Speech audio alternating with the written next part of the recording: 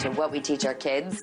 We've got people like Bill Gates spending hundreds of millions of dollars promoting testing standards. We've got government initiatives, and we've got corporations spending heaps of money to influence what's being taught too. They're all trying very hard to control the messages we teach our kids.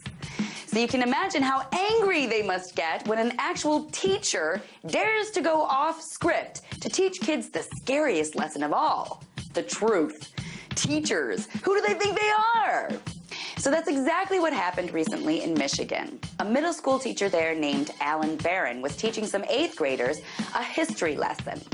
He's been a teacher in the same district for 36 years, so he's pretty much dedicated his whole life to teaching kids. An assistant principal decided to sit in on this particular history lesson. On the day in question, Mr. Barron was teaching the kids about America's Jim Crow racial segregation laws, as in the actual laws that existed in our country for almost a century that segregated whites from blacks. The Jim Crow laws existed just as much as our Constitution exists, just as much as any real, actual legislation has in the U.S. And Mr. Barron is a history teacher, so he was teaching the kids about our actual, real, legal history.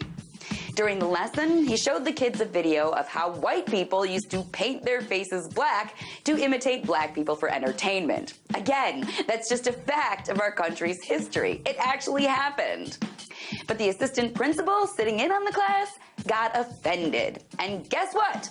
After 36 years of teaching, Mr. Barron was suspended. Only a few weeks before he was set to retire, too. The kids were extremely upset because they loved their teacher.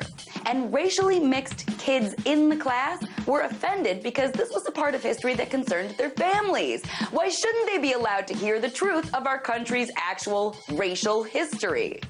Mr. Barron has since been reinstated, but this suspension just illustrates how dangerous our politically correct establishment can be. Are all of our government institutions, billionaires, and corporations trying to teach our kids for a better future? Or are they just trying to indoctrinate them into being perfect little consumer bots with no understanding of just how crazy the world can be?